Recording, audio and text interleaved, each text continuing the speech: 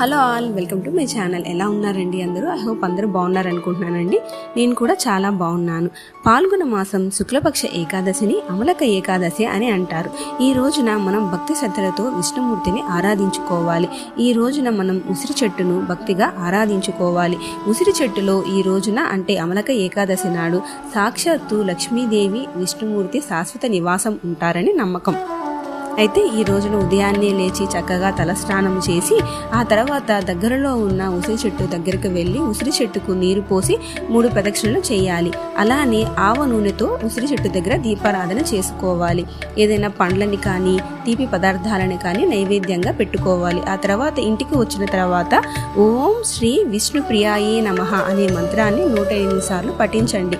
ఈ విధంగా పఠించడం వలన లక్ష్మీదేవి అనుగ్రహం వలన మనకున్న ఆర్థిక సమస్యలన్నీ కూడా తొలగిపోతాయి. ఇదండి ఇవాల్టి వీడియో. అయితే అసలు ఏకాదశి ఎప్పుడు అనే విషయం గురించి చర్చలు జరుగుతున్నాయి. అంటే 26వ తేదీ వచ్చిందా లేక 27వ తేదీ వచ్చిందా అని మీకు ఈ విషయం తెలుసుకోవాలి అని ఇంట్రెస్టింగ్గా ఉంటే కామెంట్ చేసేసేయండి. నెక్స్ట్ వీడియోలో పోస్ట్ చేసేస్తాను. Thank you for watching my videos. Thank you.